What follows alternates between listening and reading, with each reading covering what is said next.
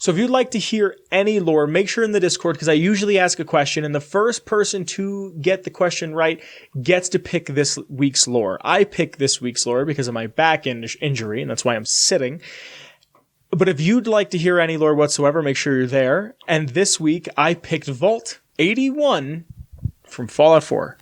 Now, Vault 81's experiment was to develop a single-use drug that could cure all of mankind's known diseases. Anything that you could possibly suffer from. It's like a Vault-Tec vault, like most of them are, and it's active and functioning, which is strange for an East Coast vault. You get 101 that's kind of active and functioning in the sense that people still live there, but you have Vault 81 that's more akin to something like Vault City, that there's people that come in and out of it, that it has a running caravan. Caravans come to there and drop off supplies. People could come in and do what they need to do.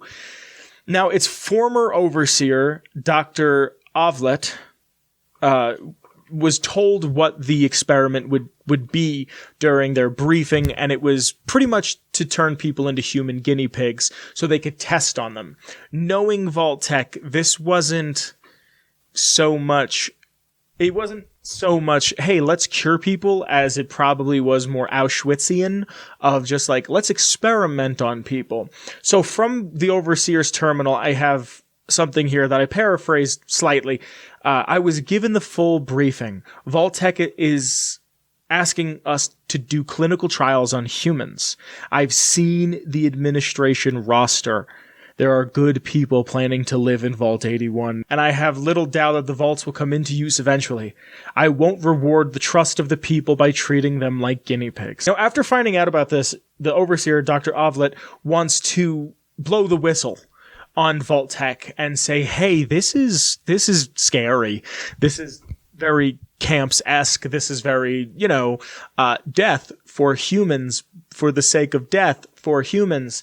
And then finds that the financial backing for Vault-Tec comes directly from the federal government. And how are you going to overtake the federal? Like, how are you what are they gonna do? Like, they're gonna throw you in prison. They'll find a reason to throw you in prison. And she obviously thinks it's just a massive waste of her time.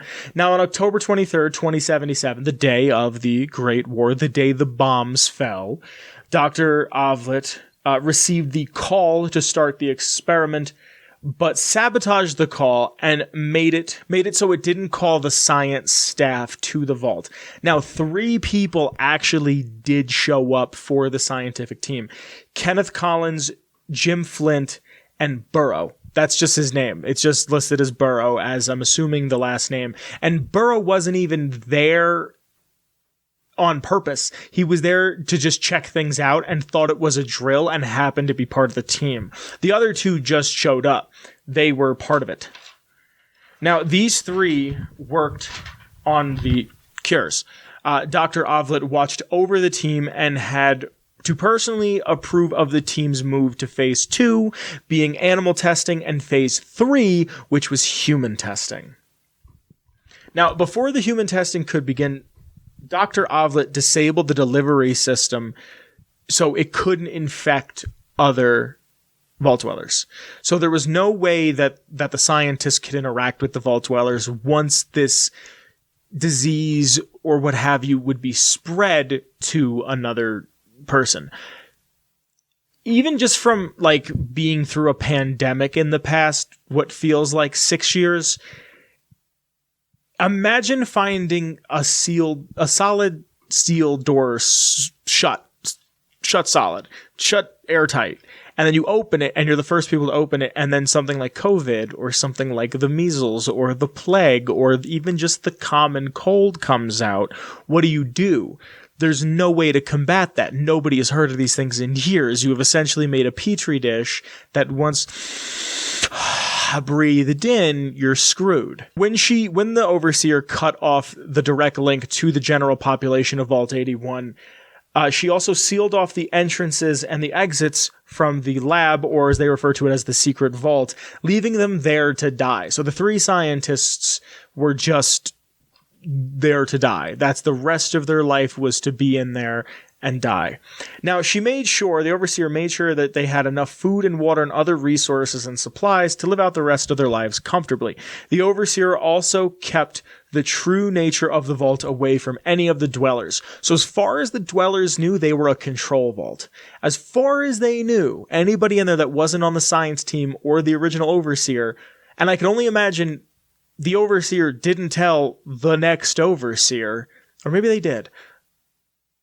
I didn't read anything on fallout.fandom.com, the Nukipedia, if you will, where I get all of my lore. I didn't read anything that said anything close to Dr. Ovlet passing down information to the next Overseer, because we're 210 years in the future, so you can assume that there's been at least 3 or 4 different Overseers at this point. But there was just a small section of the vault that nobody knew about for years, being blocked off from the rest of the world, and they were kept down there to work on mole rats. And as I'm writing this, I'm thinking, I love lonely shit. I love The Last of Us 2 because of how lonely it feels. I love Fallout because of walking through a desolated landscape with me and my dog, listening to songs that came out 300 years ago. I love that shit. That shit gets me... I was going to say rock hard. That shit gets me going.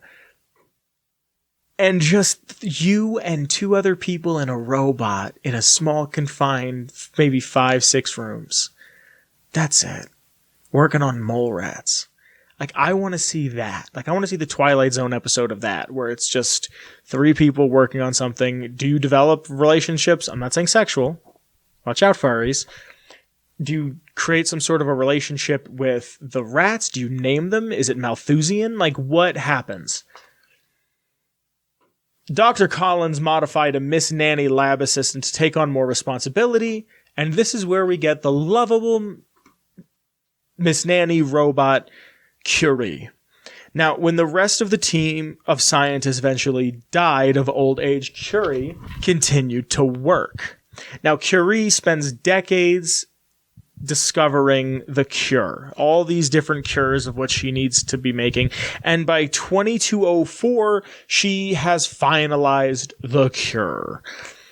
During this time she gained a level of self-awareness and but she could not overcome her original programming.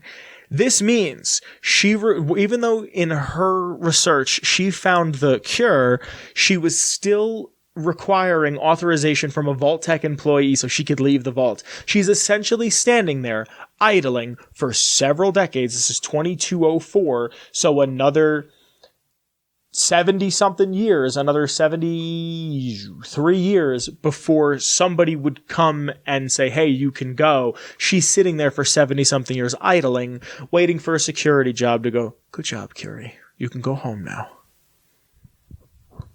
During all of this, the main population of 81 still has no clue of any of this happening. They have no clue of the secret vault. They have no clue that Curie is there. They have no clue that their vault was an experiment vault. They have no clue that they themselves were supposed to be test subjects. Ironically enough, they themselves were the lab rats. By 2277, Overseer McNamara opens Vault 81 to the general population of the Commonwealth. Now, because of this, the outside resources begin to pour in. They open up and they get food, they get water, they get supplies, they get tools. The vault has been up and running for over 200 years. Things are starting to break. They need new tools. The outside letting the outside in essentially brought tools and repair. And I could only imagine that some traders could see things in there and almost get inspired or retro engineer, like backwards engineer things and make new stuff out of what's in there. And it's an advancement for all of mankind. If the Brotherhood wasn't the Brotherhood that they are in Fallout 4, I could see them going into the vault and kind of looking around and being like, thank you for the help. We're not going to slaughter your people for showing us what you have technologically. Now, when you've been inside for 200 years and you're used to a certain thing, people build certain prejudices. The people inside the vault, even though the outside is coming in and helping them, they still developed these feelings of isolationism and xenophobia, and they're just kind of staying to themselves. They're just kind of staying away from everything. They don't like when people show up to their quaint little vault. They're distrusting of all sorts of outsiders, and I can only imagine they have a degree of agoraphobia. Now, by 2287, Bobby DeLuca discovers the secret vault and uses it to stash his drugs. Little Austin Ingle sees this and goes to investigate and is immediately bitten by mole rats, infected mole rats with various diseases in a nest of infected mole rats. The sole survivor can then be given the option to go into the vault and help find the cure, help get rid of the rats, and find Curie all the while. You'll most likely get mole rat disease. If I remember correctly, the only way you cannot get mole rat disease is if you do not get attacked by mole rats. Now, if you don't get attacked by mole rats, then congratulations. You don't have to take the mole rat cure on yourself. But sorry, I almost said Bobby. But Austin Ingle here, sick little boy, he needs to be cured. So you can give him the cure. Now, if you do get attacked by mole rats and you want to use the cure on yourself, the vault hates you. I'm pretty sure, I didn't read it off the wiki, but I'm pretty sure the shop in there gives you a discount if you cure the kid. I could be wrong on that one. The vault hates you if you don't give the cure to the kid. You do give the cure to the kid, and the vault loves you, and you're also given a room. I don't ever remember using the room, because why would I want to go back to a vault when I just left one? Like, let's explore the PTSD of watching my wife die and my child be taken away just for me to go back to being in a vault. Then again, maybe a vault seems secure, but why would it if you were only in there, in your mind, for like 10 minutes? I don't know. Things to think about. Now, like I said, I get all my lore off of fallout.fandom.com, and there's just some notes, some quick things that I didn't feel was necessary to jot down, and I just want to read them for you right now. So like I said, just some notes off fallout.fandom.com, the Nukipedia, if you will. All quests related to Vault 81 grant 81 experience points if you have 1 intelligence. That's something that is just stupid, makes me smile. If the vault is accessed by passing the charisma check, one will still need to speak to McNamara, the overseer, before access to the elevator is granted.